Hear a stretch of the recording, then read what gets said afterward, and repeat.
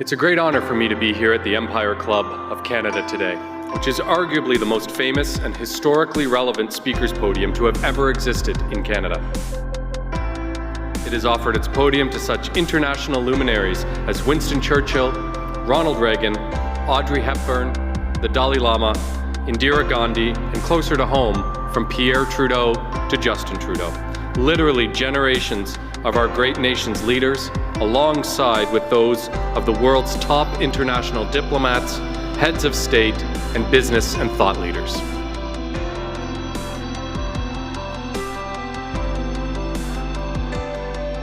It is a real honor and a distinct privilege to be invited to speak to the Empire Club of Canada, which has been welcoming international diplomats, leaders in business and in science and in politics. When they stand at that podium, they speak not only to the entire country, but they can speak to the entire world.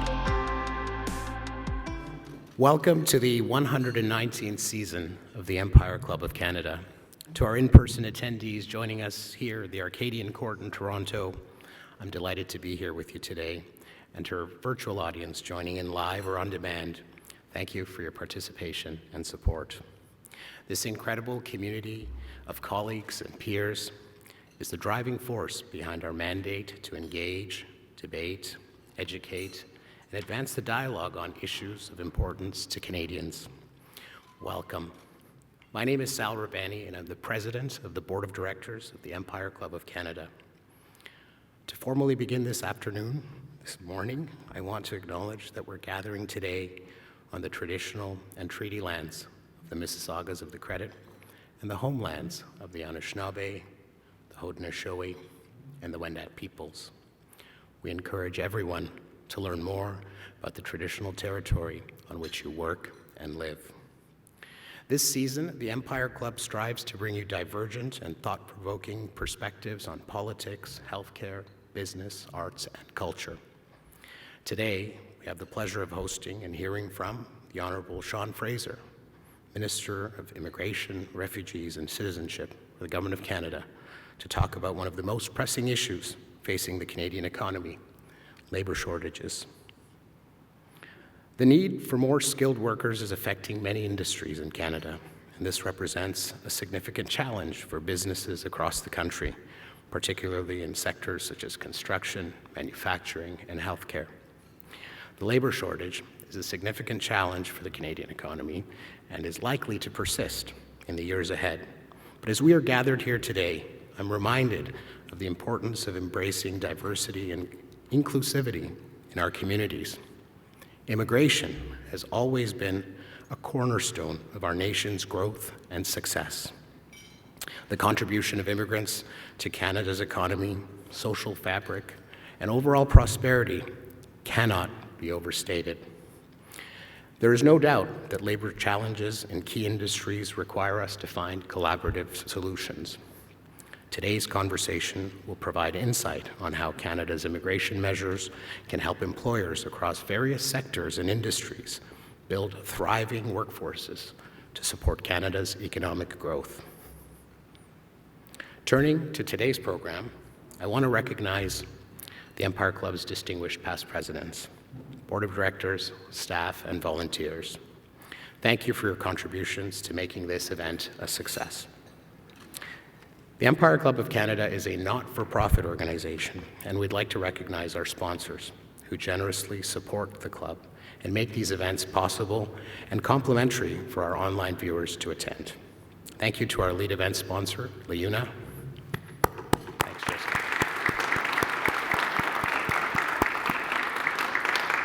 And thank you to our season sponsors, Bruce Power, Hydro One, and TELUS.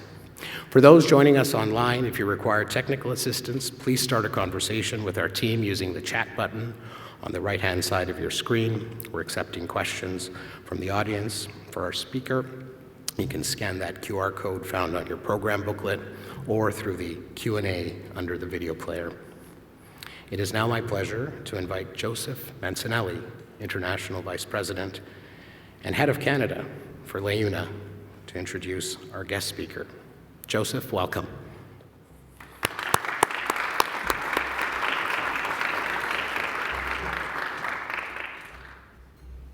Thank you, Sal. Always a pleasure to be with you here at the Empire Club. Good afternoon, ladies and gentlemen. One of the most important issues that we've been facing as an organization is immigration and the shortage of skilled workers in the construction industry. And I realize that there are a number of different sectors in the room here today that share the same issue, whether it be the service industry, whether it be healthcare. There are so many different sectors that, quite frankly, are experiencing the same level of growth and, in turn, a shortage of skilled labor. Just this week, I was watching the news, and they reported that we had significant growth in Canada, more than we have had since 1957, 3.3% of population growth, 1 million people, more than we had expected. And Stats Canada was surprised themselves at the number of the number of growth that we've had in that country, in this country. But imagine, with all the work that we have right across the country, especially in the construction sector, for my friends that are here from the industry, today I could put 25,000 people to work only in Ontario alone. That's the kind of numbers that we're looking at. And that's just LiUNA alone. Then if you take into account all the rest of the trades, and then you take into account all the rest of the provinces, it is a severe shortage right across the country. So we're booming. Construction is booming right across Canada. And what compounds the problem even further is that, and we're very happy about this minister, the federal government, of course, pours billions of dollars into infrastructure, as it does the provincial governments as well, and it is compounding the problem further. And of course, COVID hit, and our borders were closed. We weren't letting anybody in, and so we've had a number of complications as well. Immigration is so important to so many of us, and we're really happy to have a minister who is listening to our needs, works very closely with a number of his counterparts right across the country, right across Canada. I know that Monty McNaughton and Sean Fraser get along extremely well and have, in fact, worked out a number of the issues that I'm sure that we're going to hear about today. So, Sean Fraser is a lawyer. He holds a law degree from Dalhousie University, a master's degree from Leiden University, and a bachelor degree in science. Minister Fraser has had a very successful career in law. His law firm was one of the top law firms in Canada, and he was practicing commercial law, commercial litigation, and international dispute resolution. He was elected back in 2015 and has served as parliamentary assistant to Deputy Prime Minister, to the Minister of Middle Class Prosperity, Minister of Finance, and of course now serves as our Minister of Immigration. He has made a number of some substantial positive changes to immigration in a very short period of time. I know that he has doubled Ontario's immigration intake program, which we're very, very happy to see. And our organization worked very closely with Minister Fraser to make sure that folks who were considered overstayers were not deported, and initiated a program through the Canadian Labour Congress so that these folks could be naturalized. And he just doubled that program just recently, and so we're very happy that that has happened as well. So ladies and gentlemen, without any further ado, and we're very proud to introduce our our Minister of Immigration and Citizenship, Sean Fraser.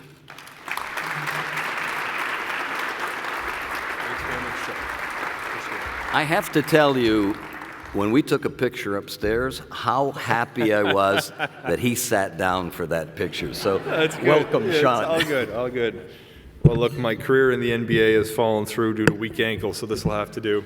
Look, thanks so much, everyone, and I apologize for arriving a couple of minutes behind. It turns out in rural Nova Scotia we don't have these underground cities like you have here, so I did get lost along the way, and I hope you'll forgive me for it. Look, this is an important conversation that we get to have today, and I want to just say what a privilege it is to be able to serve in the capacity as Canada's Minister of Immigration. Not just the position, but the fact that I get to do this on behalf of Canada. You know, our approach towards immigration and refugee resettlement in Canada is unique in the world. My counterparts, when I travel internationally, are stunned when we go around and share what our biggest challenges are. That mine routinely is that we can't process applications quickly enough to satisfy the demand of communities. The reality is there's a lot of countries around the world whose administrations would love to have the opportunity to embrace an ambitious immigration plan, as Canada has over the past 7 years, but simply can't get it done politically. And the fact that we can work across levels of government, as Joe mentioned with the province of Ontario and others, but also across party lines to find a consensus, is a terrific thing.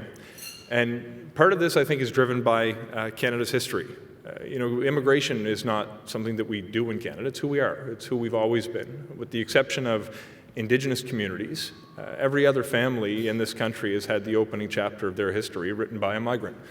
My family landed here 250 years ago from Scotland, fleeing persecution at the time. We still haven't gotten over it, bloody English. The reality is I live not 10 minutes away from where the vessel that brought my ancestors ashore. Still play the bagpipes here 250 years later. The reality is, if you visit any community, any region in Canada, you're going to find the story of diaspora communities that have come to define the Canada that we are today. And we're so much stronger for it. The opportunities to connect people to people, to foster cultures of investment, to embrace tourism, to work within industries, to bring workers, including in construction, allow us certain strengths that much of the world does not enjoy.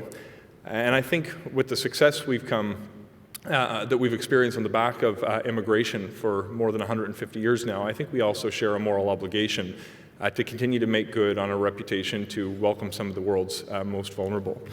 You know, from my perspective, although some of the challenges day to day can seem complicated, in government I think sometimes we have the bad habit of making problems seem more complicated than they are because they may be of large scale. The solution to many of our challenges, economic challenges and human resources challenges, is not that complicated in my view. My perspective is that Canada needs more people. We need more people for economic reasons, for demographic reasons, and I'd suggest for social reasons as well.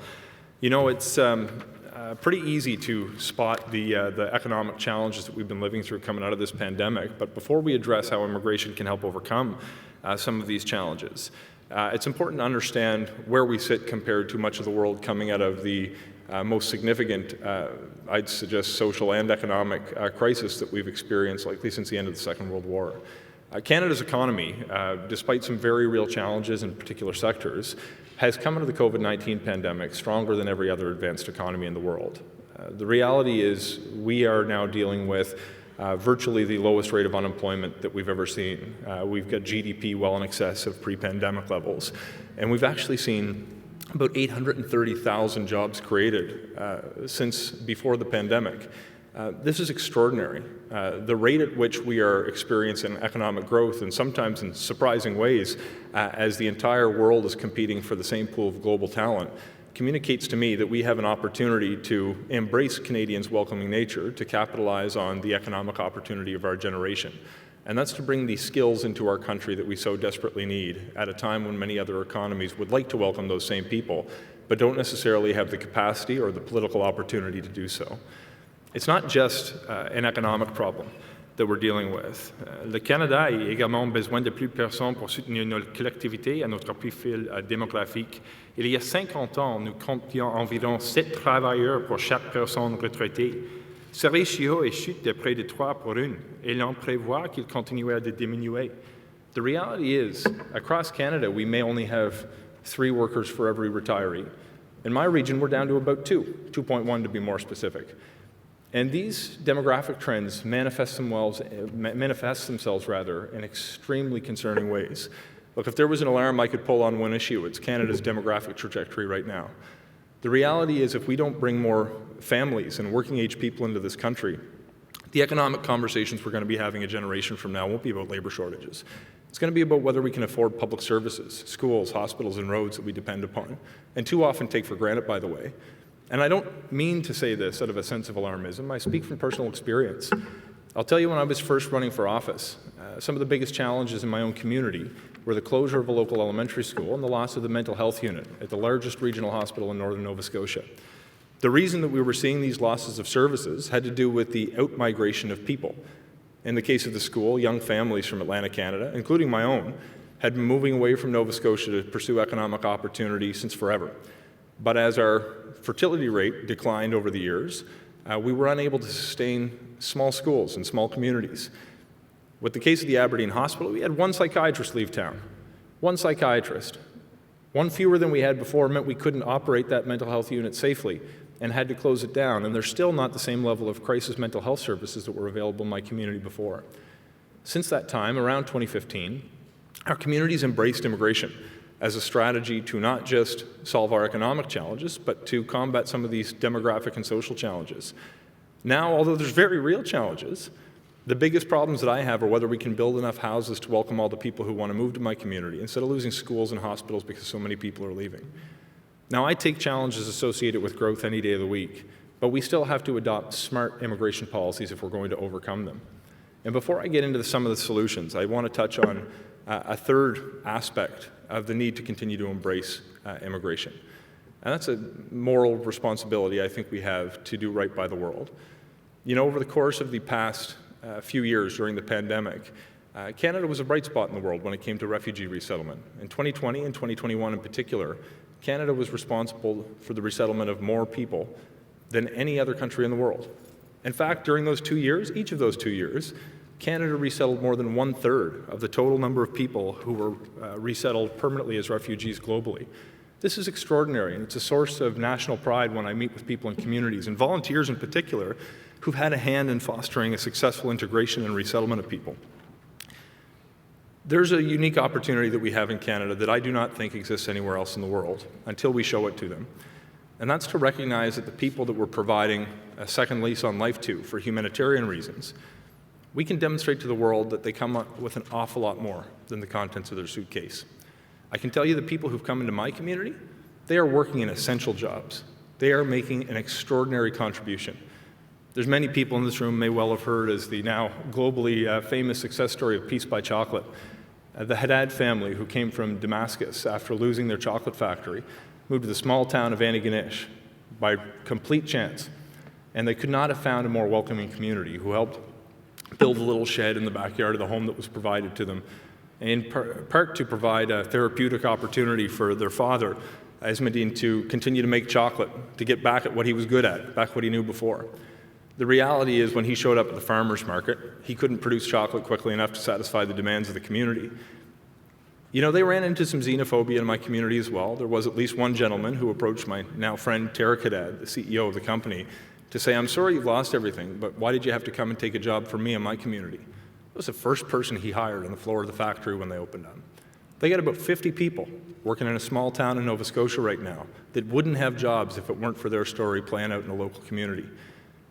Just a couple of days ago, our parliamentary colleague Elizabeth May, proud Nova Scotian as well, gave one of their chocolate bars to the sitting President of the United States of America. This is a story that I don't think could happen in any other country in the world. And it didn't happen just because the government embraced Syrian refugees in 2015. It happened because the family felt supported by a community who welcomed them. It happened because Canadians bought into the success of the story and the possibility that a refugee family can start a business that's employing dozens of Canadians. The reality is, I don't think it's true that this could not happen anywhere. I don't just think it's true that this could not happen in any other country in the world. When we decided to launch an initiative initially to resettle 25,000 people, I think it was inevitable that we would have many of these stories. And though the Haddads continue to get a lot of the spotlight because of the power behind their story of pursuing peace through chocolate, every time I visit a family of newcomers, there's an extraordinary backstory to what they're doing and how they're successful they've become in Canada. I can tell you from personal experience, if you come to my own community, you're going to find the Maple Cedar restaurant. You're going to find the Syrian-Canadian restaurant. In fact, the Kassim family, who runs the restaurant on the Pictou waterfront, has a 12-year-old son. He's probably about 14 now. Now, when this story happened, he was 12, who decided he wanted to help learn through his parents' business how to run a business himself. He opened a lemonade stand next to his parents' spot on the waterfront. He wanted to save up for a Nintendo Switch. His mother told him about a young boy in Syria that the family knew who had throat cancer, who wasn't able to pay for it himself. Omar dedicated his summer to raising money so he could buy or cover the cost of the throat surgery for that young boy. I shared this story on Facebook, by the way. Like 18 people offered to buy him a Nintendo Switch right away. But the reality is, when we welcome people to communities and we do what we can to support them and integrate them into our communities, they tend to give back like I could never have thought was possible. Now, it's really important that we come to understand that that's the inevitable consequence when we welcome people who have these skills that are necessary to support our economy. That's why the government created, a couple of years ago, a unique program, the first of its kind, the Economic Mobility Pathways Pilot, or EMPP to those who may be familiar in the room. This is an innovative program that doesn't seek to maximize the economic opportunity for refugees by chance, but by choice. It's a program that is, at its core, economic in nature, but whose participants are required to be displaced persons. Les projets pilotes sur les voies d'accès à la mobilité économique fonctionnent en parallèle avec nos autres volets d'immigration économique pour pourvoir des postes essentiels dans des domaines comme les soins de santé, les technologies et l'école. Nous avons vu un certain nombre de réussites jusqu'à présent et nous continuons à travailler avec nos organisations partenaires, les provinces, les territoires, les communautés, les employeurs et les leaders sectoriels pour étendre le projet pilote. You know, this program is extremely important, and I like to draw on examples in my own community because these are not about data points that we keep at IRCC. These are about real people and real communities. We've benefited from this program at Glenhaven Manor, a long-term care facility that for too long had parents aging community when their families had moved away to other parts of the country or overseas. Glenhaven Manor was having, like so many other employers in the health sector, difficulty finding staff. They embraced this opportunity, and I should give credit to the province of Nova Scotia as well, who's really dug in to make the most of this particular pilot program. And they started welcoming large numbers of care providers who had the skills that were necessary to come and provide care to elderly people who live in my community. The result has been that grandparents who previously had to go to Halifax to receive the care they needed are receiving care in the community where their grandkids are being raised. They get to still know them because they're able to get the care they need in their own community. Moreover, since we've embraced immigration as a region, we've seen people move back home who initially moved away because with all the people moving into the community, opening businesses and different types of businesses than we were accustomed to, my community is a more vibrant and dynamic place to call home, and there's more young families than there were before.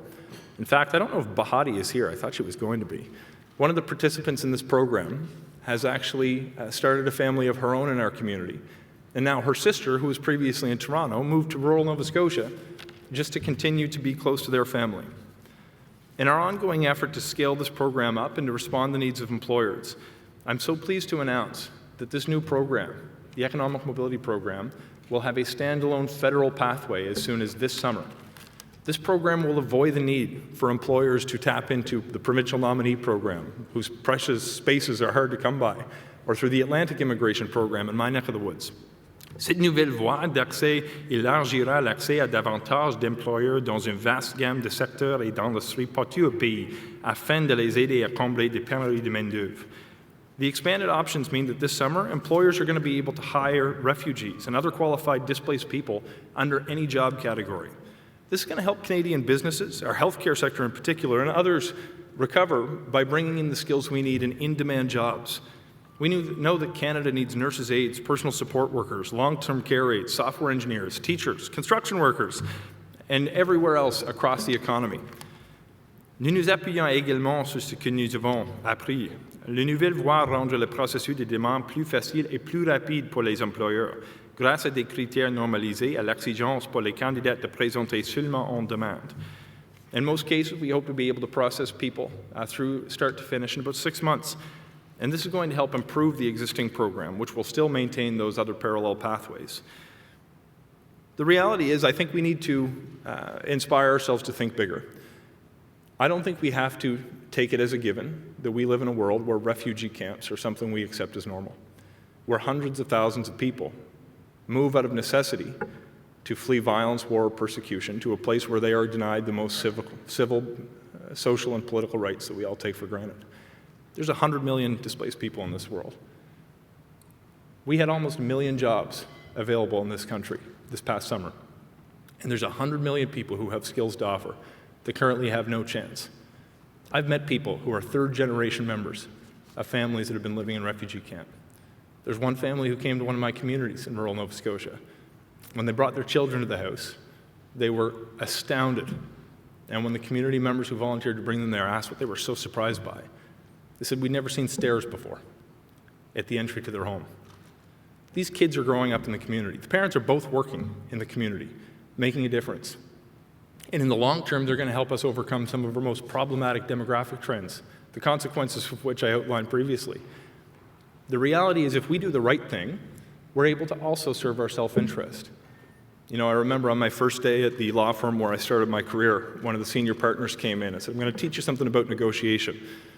People are interested in doing the right thing unless it's easier for them to do something else." You can trust a person's self-interest every bit as much as you can trust their sense of altruism. If we develop a program that allows people to do the right thing that also meets an essential need, there's no limit on what we can achieve. Canada serves this year as the global chair of the UN's Task Force on Labour Mobility. By demonstrating that we are putting our faith in this project, by establishing a new standalone federal pathway, my hope is we can share this lesson with other countries in the world who can help chip away so that in the future we don't have to accept there's 100 million people who don't have a safe place to call home. Folks, this is the kind of innovative thinking that's going to help us change the world in the future. I'm thrilled to be able to help lead this initiative on behalf of the Government of Canada because I don't think there's any other place where this is possible. I've met people who are working in long-term care like Bahati. I met a gentleman named Daniel in Toronto who's working for a major Canadian tech business. I've met a nurse named Dilruba who's working in Newfoundland. And when I asked her what her experience was like, she said, "It's nice because I never had a home before. And now I'm not a refugee, I'm a Newfoundlander. And the community treats me that way." I'm telling you folks, there's no greater reward in the world than seeing the policies have an impact on the real people who come to live in our communities and make a meaningful impact. I want to say thank you to all the players in the room who I know have been working on the EMPP initiative, the referral partners in particular who are going to help us identify displaced talent that are going to serve the needs of the Canadian business community and allow us to uphold our proud tradition of continuing to welcome the world's most vulnerable with open arms. It's a pleasure to be here with you today. I'm very much looking forward to the conversation. Merci beaucoup tout le monde.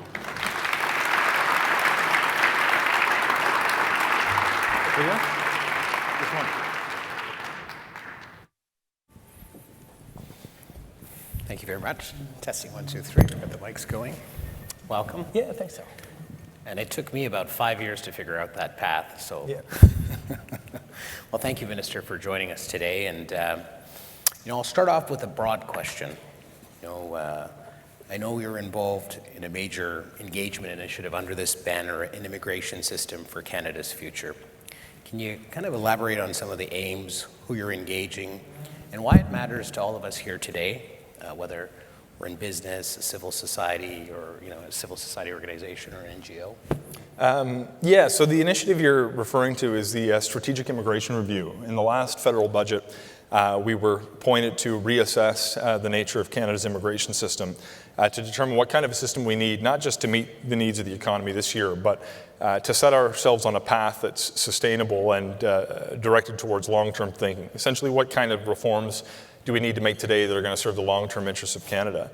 And look, funny story, on my way in to the Minister's Regional Office for a meeting before this, there was a woman standing at the elevators who said, "Are you here for the IRCC event?" And I didn't know there was an IRCC event, by the way.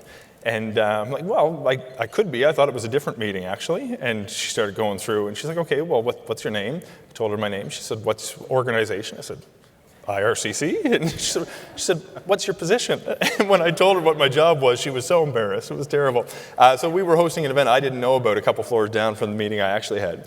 But what I'm hoping to gain from this, this review is to really get feedback from the people who use the system rather than the people who administer the system, to figure out how it can be directed towards solving our long-term needs.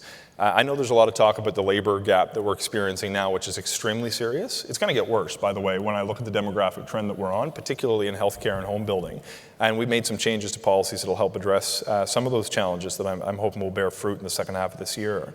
But the long-term planning that I'm hoping to glean from this exercise is to figure out what communities need to envision themselves as a much larger version of themselves than exists today. If we're going to be talking about, Canada will double its population at some point, whether it's in 25, 40, or 70 years, depends on decisions that Canadians will make and that future governments will make. But it is going to happen, and we should start thinking now about what decisions we have to make to deal with the social pressures larger populations create. So where my head is at on this review is to figure out not just what immigration processing challenges do we need to overcome, but where do the water pipes go in a community that's currently got 15,000 people that needs to build for 50? Where do the ball fields go? What housing policies do we need to adopt? What target countries can we work with to foster a culture of labor mobility that will allow us to meet the needs of the economy? So if you've got feedback, IRCC is in the midst of its strategic immigration review. I invite all of you to participate. My hope is that we'll wrap this thing up by May to understand what the conclusions will be to foster a culture of continued population growth in a way that will maximize economic growth and social progress at the same time. Excellent, thank you. And you know, you kind of touched on this, you know, as a tool, among other things, and this EMPP, the Economic Mobilities Pathway Pilot. How important are these tools? And, you know, if we think of the labor shortage at the end of the day, and today and in the long term. Look, they're essential. And I don't want to overstate things, but you don't need to pore over the Stats Canada Labour Force survey every month to understand that there is a shortage of talent in this country. Look, walk down Main Street of any community in Canada, there's going to be help wanted signs in the window, whether you're dealing with a software engineering company or a pizza shop. Everybody needs workers. I think we've got a unique moment in time to try new things to bring more people into the market. By the way, it's not just an immigration solve. We need to be training people like we have never trained them before. We need to be bringing marginalized groups into the economy by creating supports for Canadians living with disabilities. We need to be adopting policies like our childcare strategy. As much as that was a cost-saving measure, it's a huge economic policy, and the rate of women's participation in the workforce has gone through the roof since those changes were made that made it more affordable for families to have both parents working where possible. So we got to pull every lever that we have, but even as we pull every lever, record low unemployment, almost 1 million jobs available in the Canadian economy. We need to find a workforce that's outside of the country. A lot of employers don't realize that displaced people have talent. We treat them as somebody that needs help, not somebody who can help. And that's not the right, both things can be true at the same time. What I'm finding with the people who've taken part in this program, it's been a godsend for the employers who've taken part, because they're not just getting somebody who's filling in labor for a few months. They're getting people who are adopting a new career with their new business. There's a sense of loyalty like I've never seen, where people say their employer didn't just bring them here and gave them a job. They helped them find a home. They helped get their kids signed up to go to school. They get to live in Canada compared to a different country they would be in, which wouldn't have provided the very basics that we take for granted. And they view as providing them with endless opportunity for generations. If we actually communicate to the world that there's a source of talent out there that we actually need, and you can do something for a vulnerable person at the same time, I'm yet to meet an employer who's used the program who isn't interested in using it again. So these things are as important as they come. We can help solve a global problem, given the culture that we've developed in Canada around welcoming newcomers, but we can do it in a way that serves the essential needs of the Canadian business community and local economies at the same time. Thank you, and I know there's quite a few entrepreneurs in the room as well. One of the things we focus on my day-to-day is, you know, undertaking to invest in training and development, and that being a responsibility. They always have questions, and we talked about EMPP, and there's a ton of acronyms. Are you able to take a minute to maybe drill down in terms of what EMPP is and how it connects employers in Canada to this new pool of qualified displaced talent? Yes. talked about? So, look, I can tell you what it is, but I think we've got to use our imagination to envision what it's going to be. Because to date, despite some real success in Nova Scotia, there's not been huge uptake over the last couple of years. We're dealing with about 118 or so people who are here working that have gone through the process start to finish. But the potential is like no other program that I see across the immigration spectrum. So essentially what the program does is provides an opportunity for skilled workers who happen to be displaced to come to Canada and fill an essential role in the economy. Now these are coming out of the spaces we allocate for economic migrants. They are not displacing other vulnerable groups that we come to resettle for humanitarian purposes through our refugee resettlement streams like we adopted for Syria or Afghanistan, or like we have in place every year to do our share for vulnerable people in the world. The program previously required that you work with a jurisdiction that had access to another immigration stream, so provincial nominee program, for example, or in Atlantic Canada, the Atlantic Immigration Program, or the Rural and Northern Immigration Program. And getting people to give up those spaces is a really difficult thing because everybody, employers and provinces and territories, communities, start to think about who they want to welcome in, but have very little familiarity working with groups that know the talent that exists in these communities.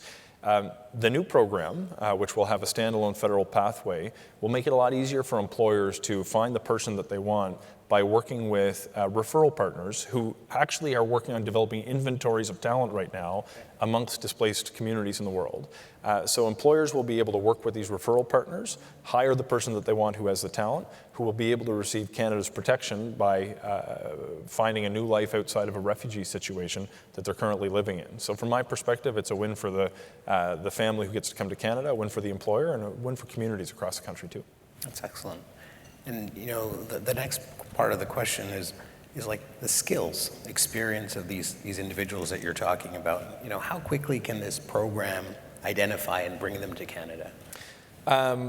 Quicker than we can hire them. The reality is we've got a couple other jurisdictions who are experimenting here right now. I think we're in a race to establish which country is going to grab onto the brand of doing this most quickly.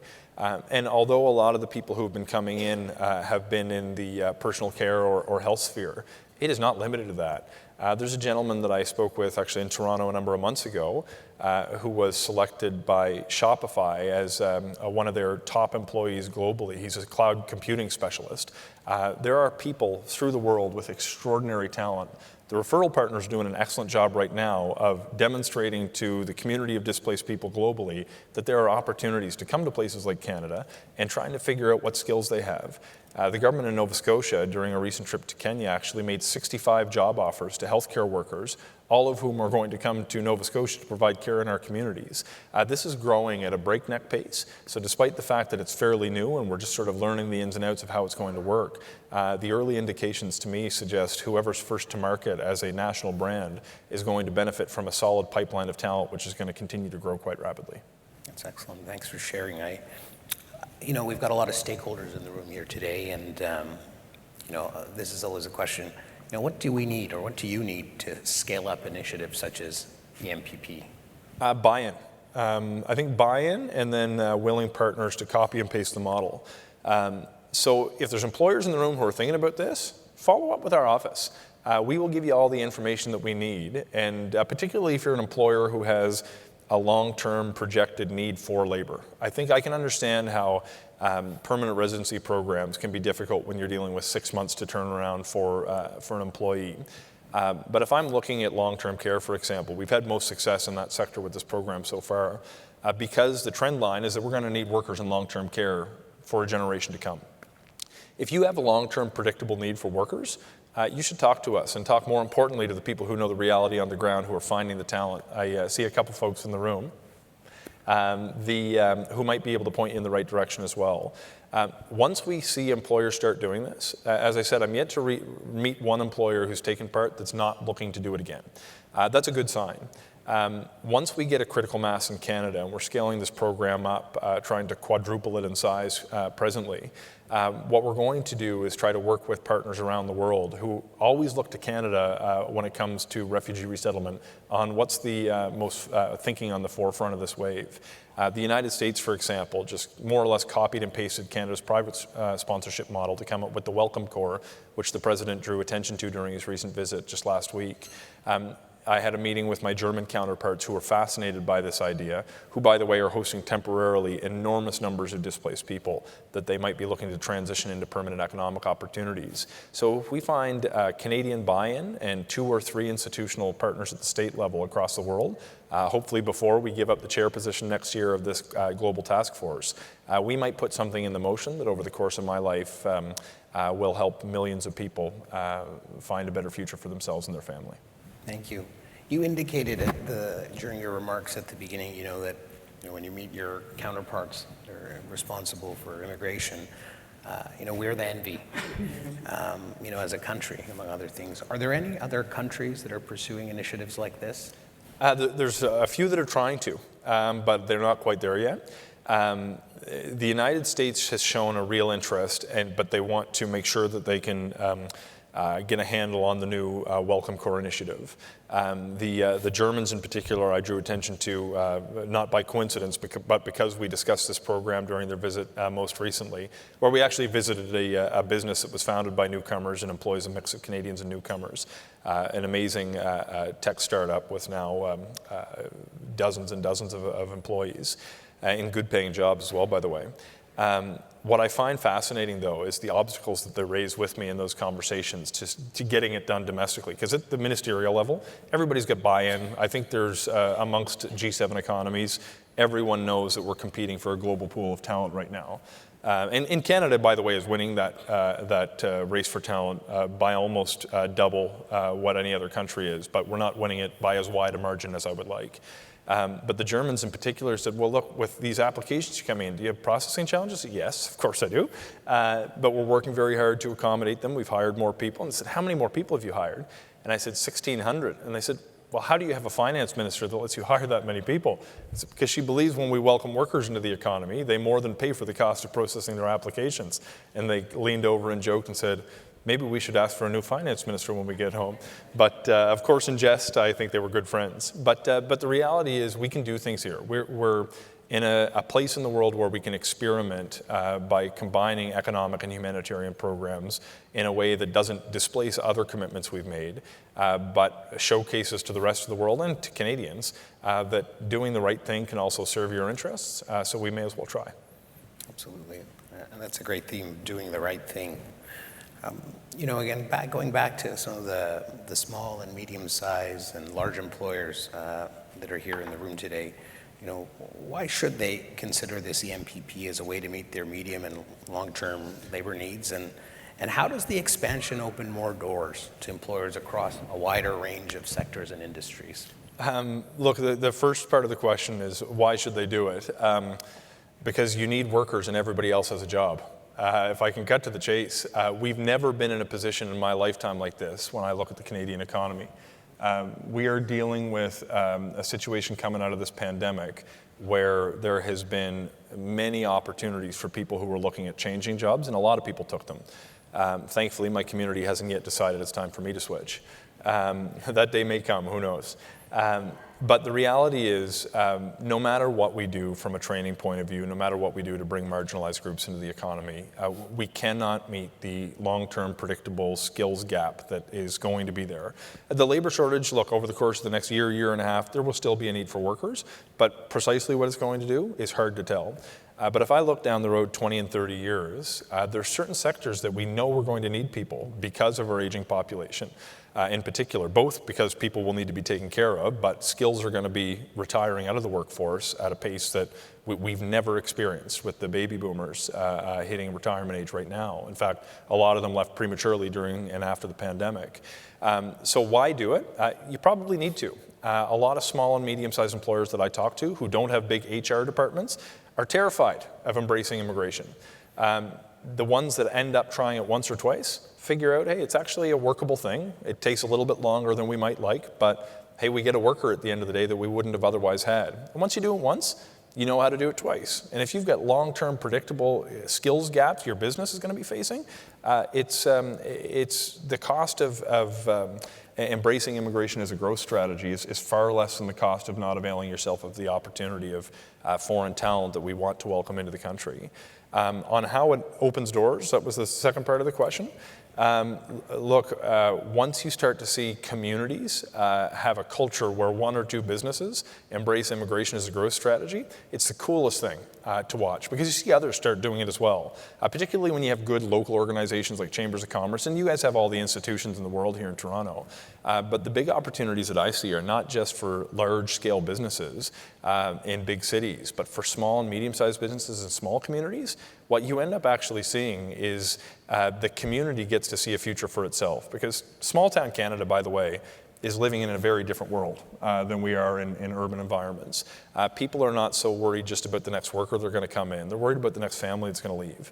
I come from like a part of the world where like the lobster fishery is the be-all and end-all for my neighbors. There's been a group of people from Mexico who've been coming to work for a number of years. And last year, for the first time, the Mexican visitors put in a team at the local softball tournament, which exclusively has people who've been living in the community for more than 10 generations. By the end of it, my neighbors were cheering in Spanish for the Mexican team as they were rounding the bases. And it's the most beautiful thing that I could imagine. Now, these are people who never prided themselves on being welcoming or celebrating diversity before, but they've realized that their ability to hang on to the livelihood that's provided food for them for hundreds of years now depends on them being welcoming to others and sharing in that opportunity. Because if the supply chain disappears, the underlying industry disappears too. And the way that it's opening doors, is it's not a short-sighted thing for a business to get to next year. Over the long term, this is the kind of program that's going to help communities see a future for themselves a century from now that otherwise would have a hard time hanging on. Absolutely, and I'm reminded of that Piece by Chocolate example, you know, as a great example of success, among other things, and a call to action to everyone to have an open mind as it relates to these things. I know we're coming to the end of time. I really do wanted to appreciate, you know, that you took the time to be here, and it's been a great conversation, and I know there's a busy week ahead for you as well. You get a federal budget dropping tomorrow, so it's going to be pretty busy. That's right. Well, thank you very much for taking the time to join us here at the Empire Club, and we'll hopefully have you back here. The pleasure's mine. I'll look forward to it. Thank you, everyone. Thank you. Thanks.